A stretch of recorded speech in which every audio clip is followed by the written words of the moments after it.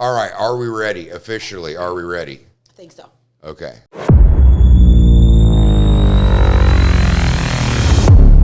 Hey, how we doing? This is Jason Julius. I am the host of the Julius Files.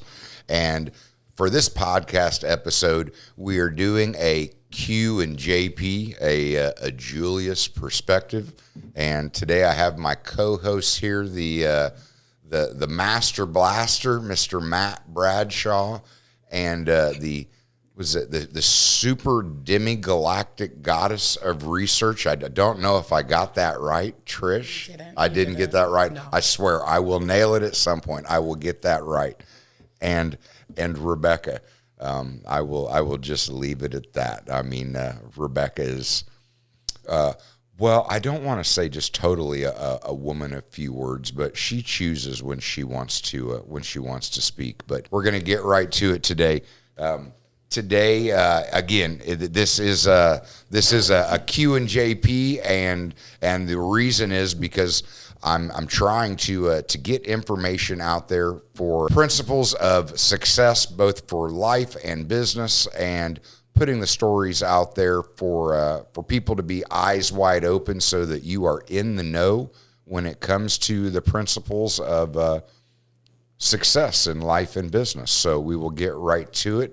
Rebecca, I am told that you have the first question, so we will go with you here.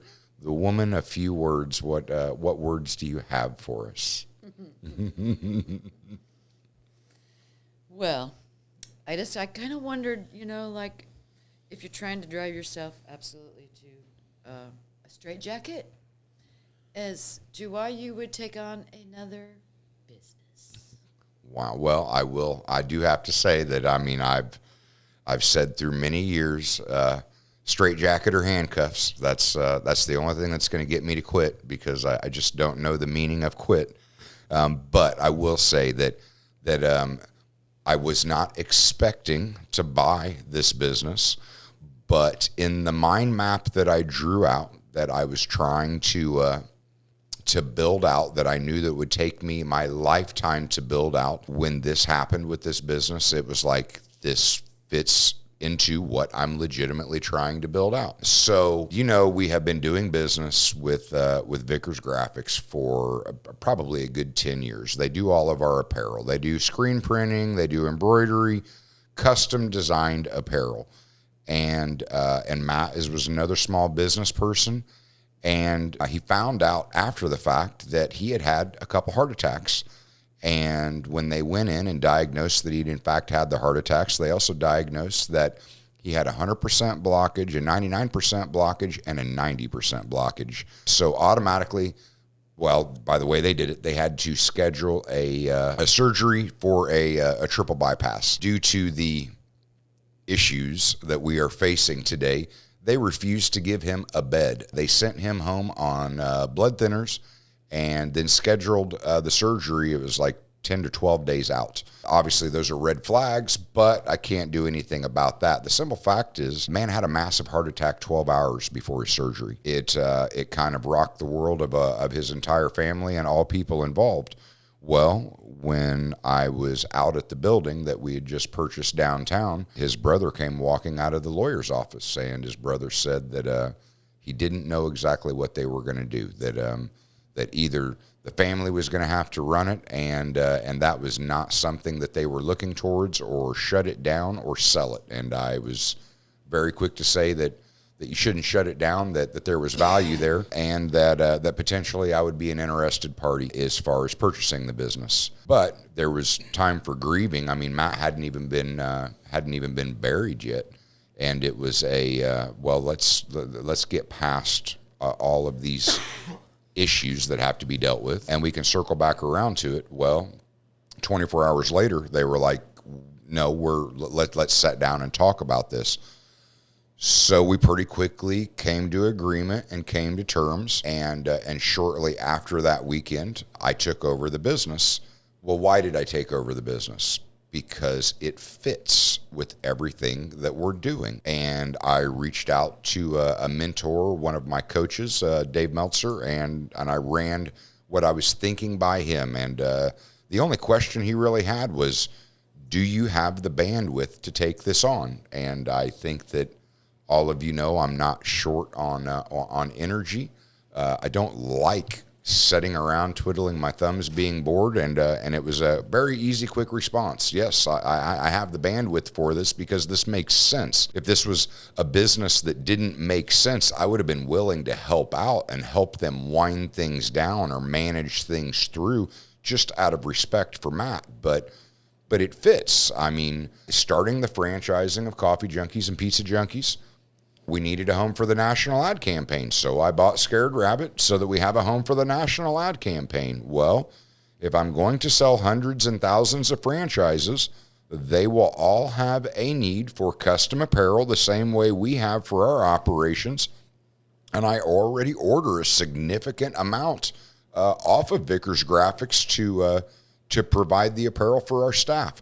So in the overall mind map of what I was looking at, it all made sense. Now, I'm not going to deny that if I do something, it is not just I do something. All of you as my team know it is we do something. So this has been something that was out of the blue, but great opportunities rarely line up with perfect or ideal timing, and you have to be in a position to embrace opportunities when they come and when they make sense.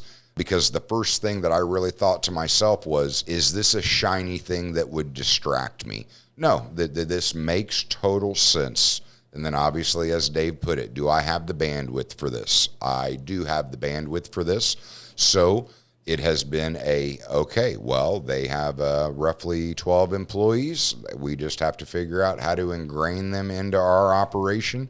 And I see a parallel running as the franchise industry, or as we get into the franchise industry and grow operations, well, then Vickers is going to have that much more business. But they also are a local business that service a lot of small businesses.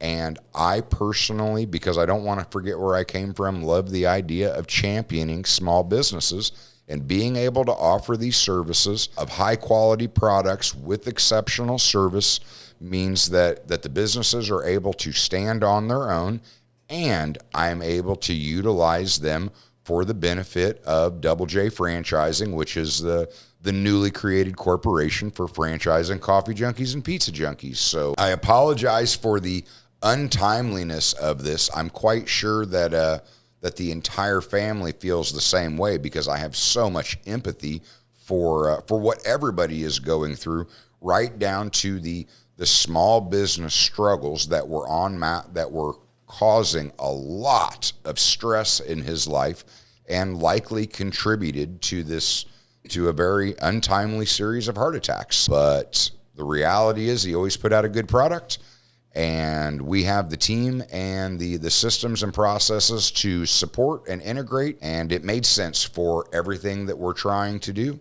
So I moved forward with it, and I know it looks a little bit crazy, but in my head, it works, and we are going to make it work because we've got a good team to make it work. So, yeah, it wasn't planned. It just it was placed in my lap, and I hate to say seized the opportunity. This was not what I wanted, but nobody wanted Matt to have a massive heart attack. It happened, and you work within the situations, or you play the hand that's dealt to you sometimes. And so it is what it is. Okay. Very good. Moving on, Trish. Yes. The pronounce this right, because I'm saying the demi-galactic, I'm screwing this up because I want to say the demi-galactic goddess of research and development, but I know that Kind of. I'm almost there. Galactic demigoddess. Galactic Demigoddess. Okay. Admin. Okay. And research and marketing. Galactic demigoddess Just leave it admin. Okay, you're happy with galactic demigoddess. Okay, we'll come with that. Okay. What is your question? So, several years you do a February fasting. How's it going this year? Well, I'll say that I'm drinking water. Look at you. Okay, so it's not going. Truth be told, I broke the fast. So yes, For the last 3 years, I have done a 20-day fast the first 20 days of February, and I did create the hashtag February fasting. The reality is, a lot of people don't talk about fasting because you can't make any money at it. Nobody is going to promote the health benefits of fasting because there's no profiting off of telling somebody don't eat. But the reality is, fasting is simulated starvation. Now, your body does like fascinating, wonderful things if it thinks it's starving. Now, obviously, like starvation, when I say starvation, I'm talking about over a period of 5, 10, 15, 20, 25, 30 days. Like starvation legitimately is like you're going 40, 50, 60, 70 days and beyond until eventually you do starve and die. But your body, it reacts to the potential for not receiving food. So in the very beginning, your body realizes it's not receiving food, so it goes into survival mode. So the cleanest, purest way to detoxify your body is to fast, because your body thinks, if I'm going to potentially go long durations of time without food, how can I make sure that I can internally survive that? Well, what's its first step?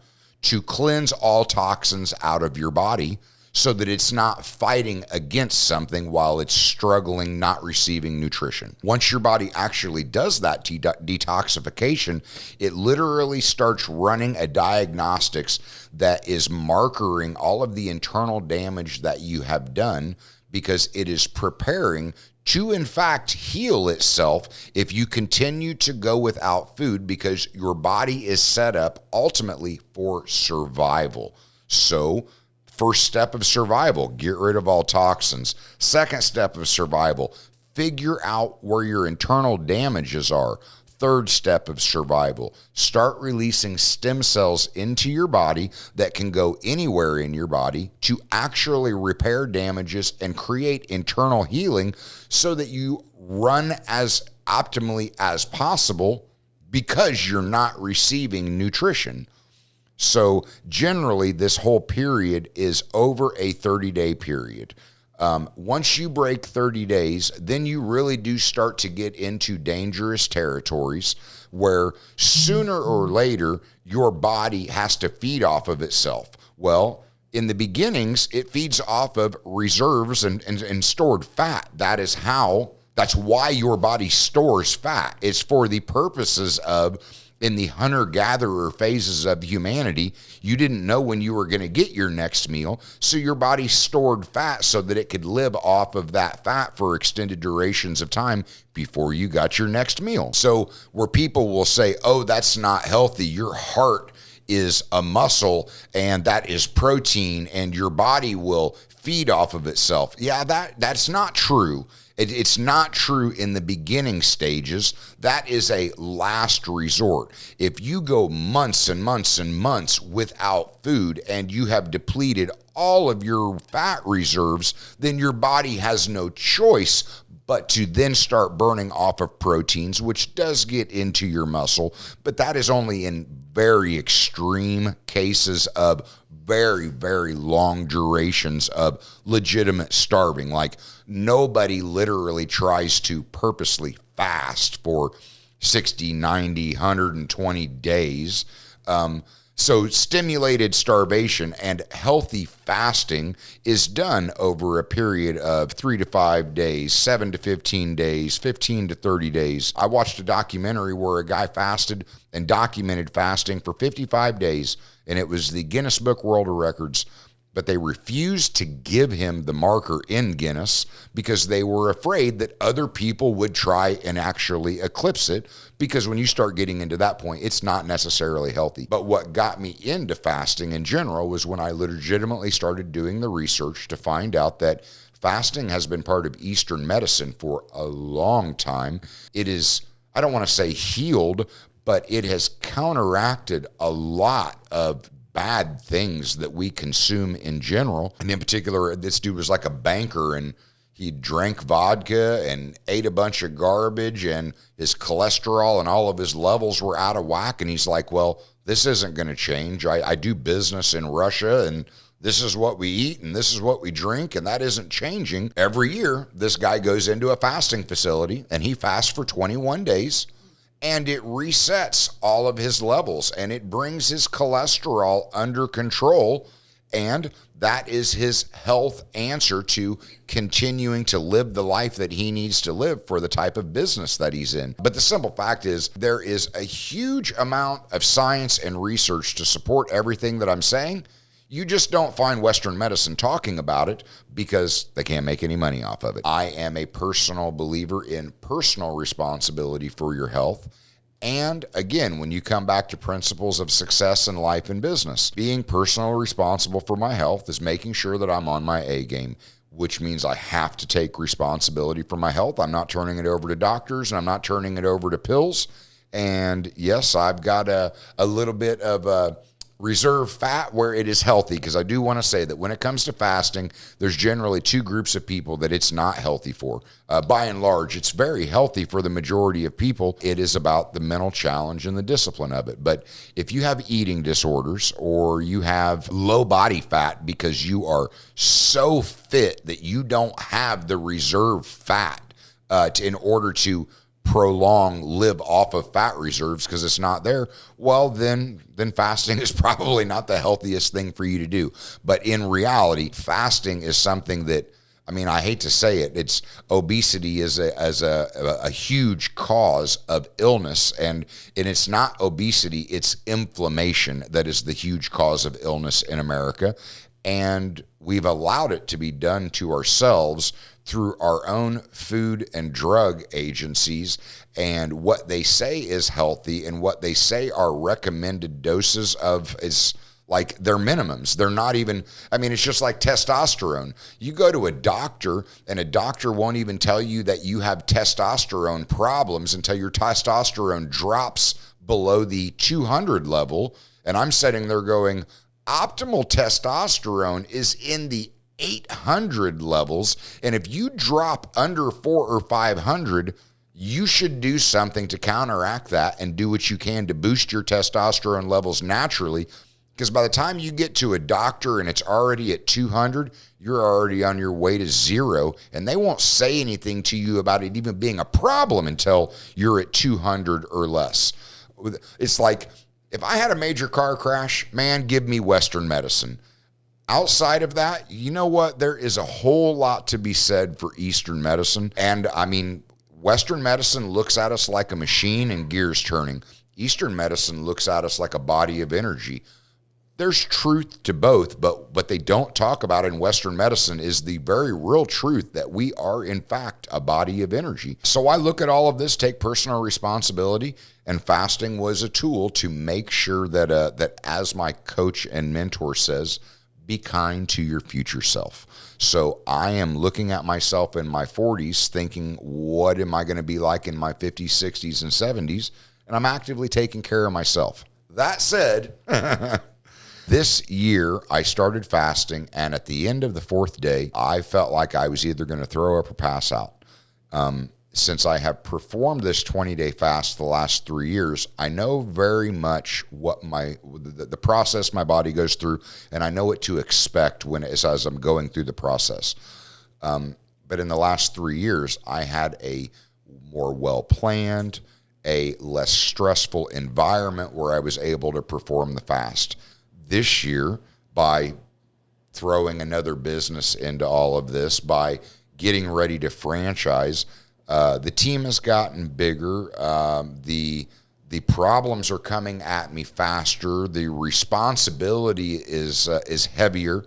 And my first thought in my head was, I'm going to perform this fast. I'm going to conquer all this. I'm going to solve all of this because I'm badass and I can do it. And then I started thinking to myself that was my ego getting in the way, and that maybe it wasn't the most appropriate decision. So when I came back to really try to focus on, I mean, there's nothing wrong with having an ego, but you really don't want to make decisions based on your ego. Generally, they don't come out being the best decisions. And ultimately, I'm responsible for making the best decisions for the business. So it was a this is not the right time for this. This is not the best decision right now because I need to make sure that I'm ready for the team and to do what is best for the business because I can pay attention to my health all the time. But right now we are in a high stress situation and I need to be on my A game. And I will admit that while you're going through the fasting process, while there is a certain amount of euphoria and maybe a little bit of spiritual enlightenment as the process that you go through, you lose about 50% of your energy. So while you're going through the fasting process, you just do not have the peak energy that you have if you're eating a good, normal, healthy diet. And right now, more than ever, I need my mind on my A game, and I need to physically be able to have the stamina to keep up with everything. And I just felt like it was the smart decision.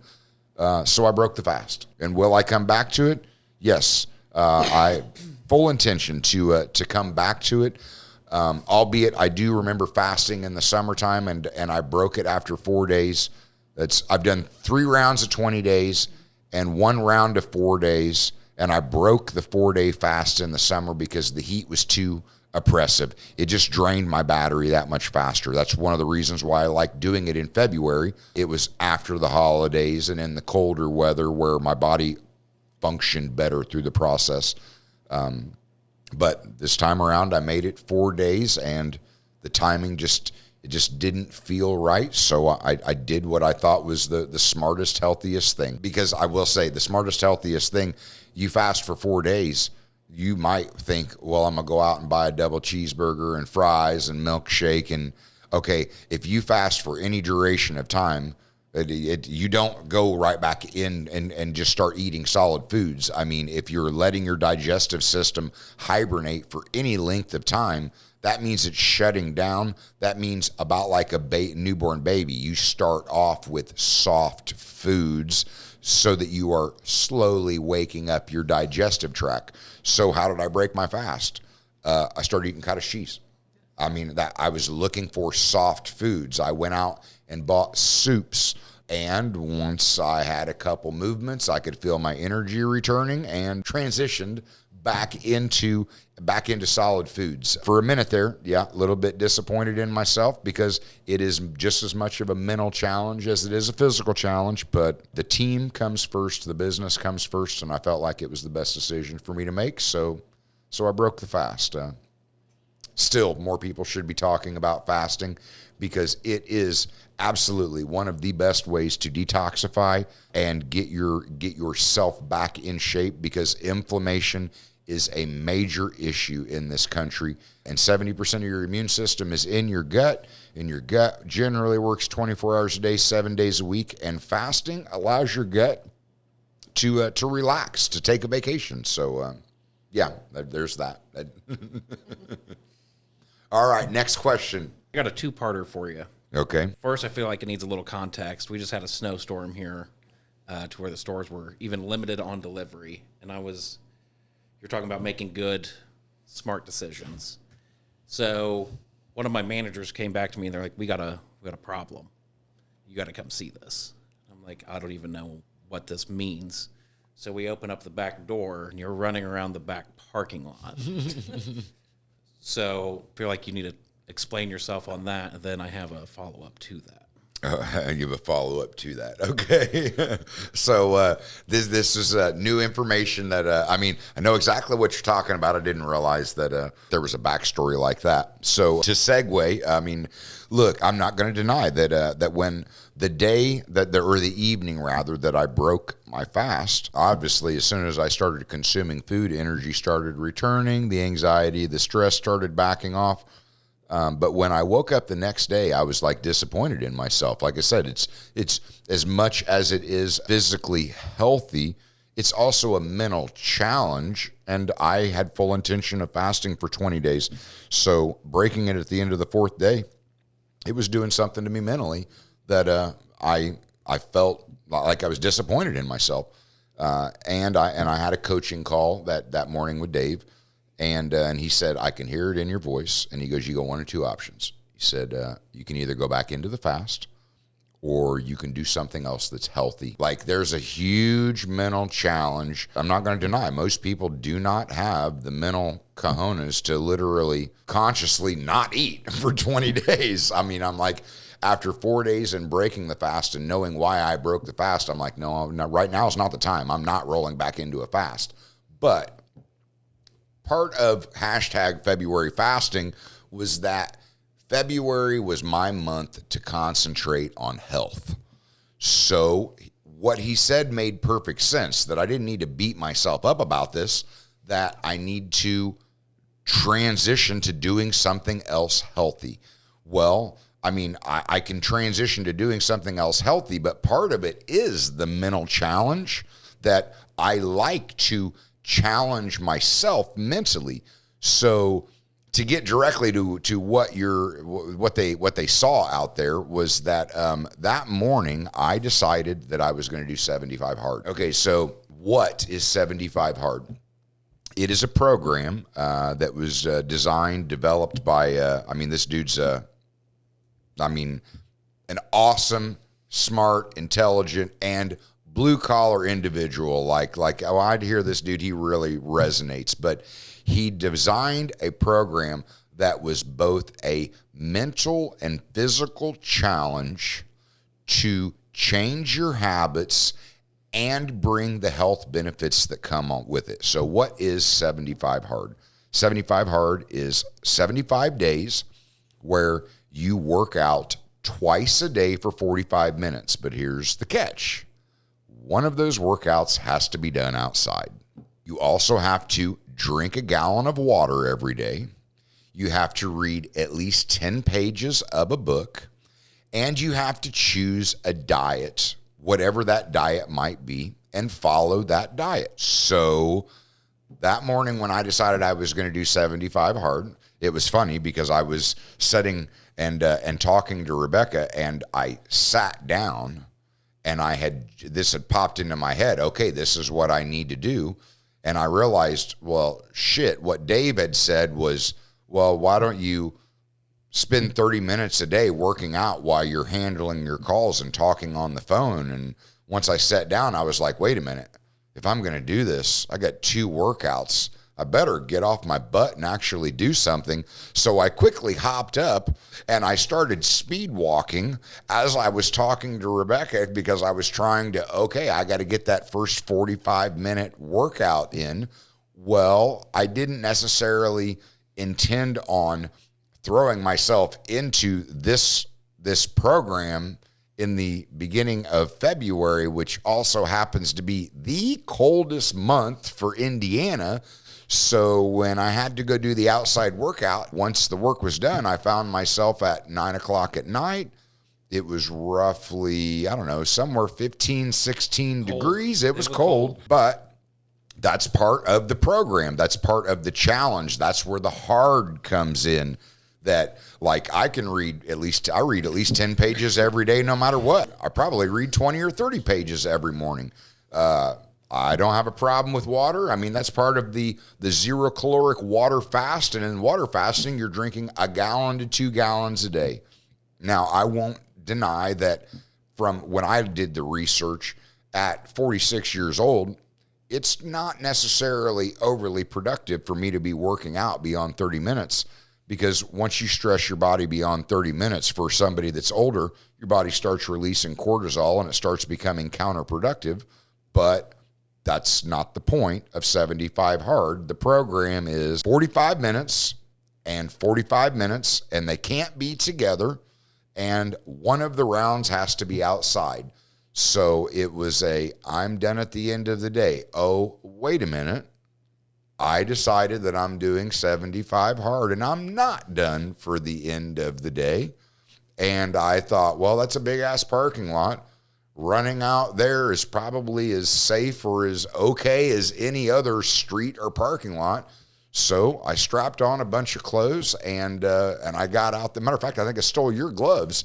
And that was actually part 2. Oh, that was. I just purchased some nice leather gloves. I no longer have nice leather gloves.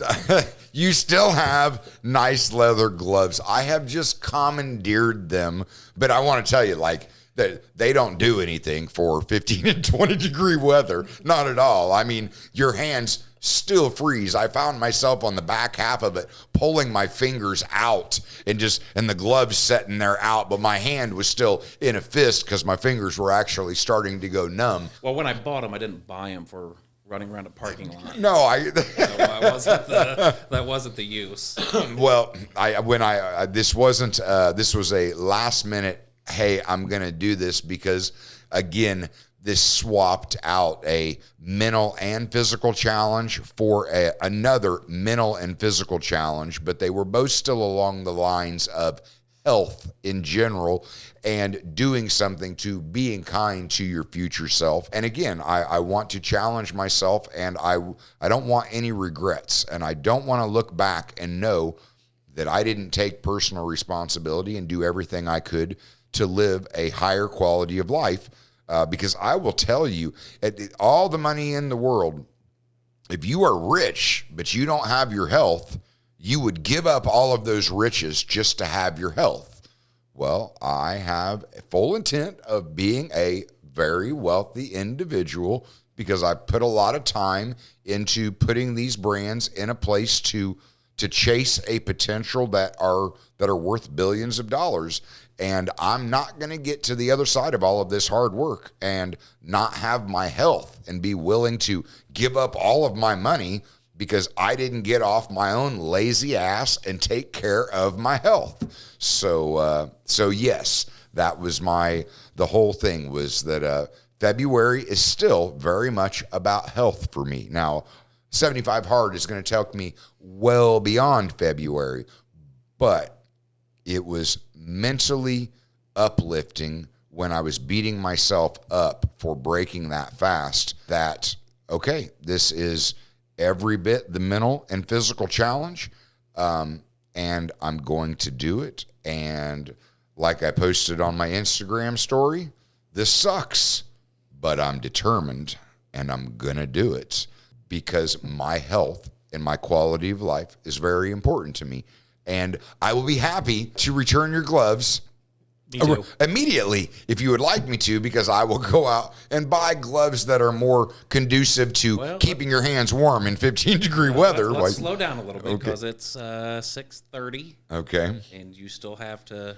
I do. No, that was the thing is that after that 9 p.m. run, I was like, man, this sucks.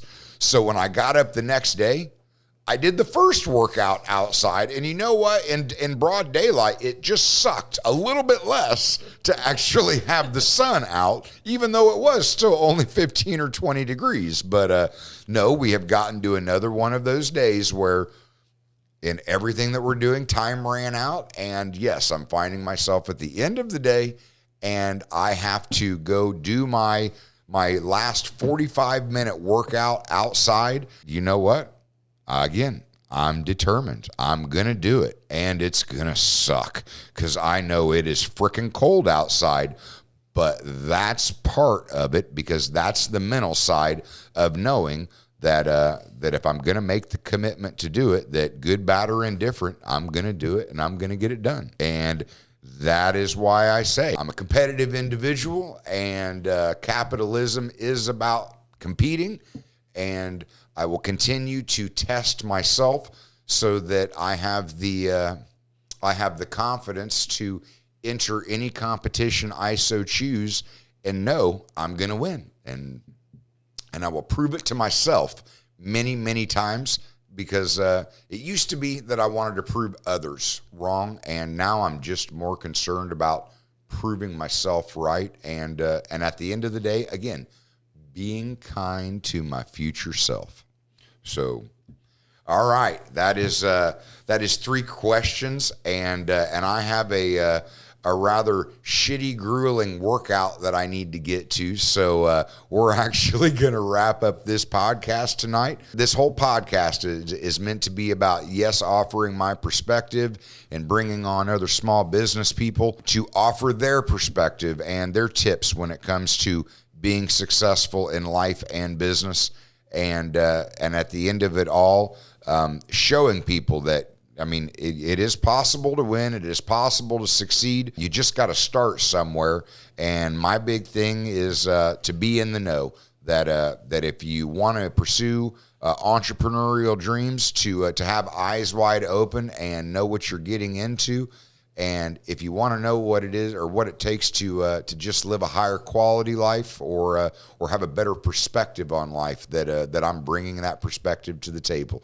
So hopefully you like the information that's coming out of this, and if you feel so inclined, comment or share or let other people know about it, because yes, I'm looking to put together a lot of cool interviews and a lot of good perspective from other small business owners, and hopefully develop one hell of a podcast that is known worldwide. So all right, everybody, this is Jason Julius for the Julius Files. You have a good night.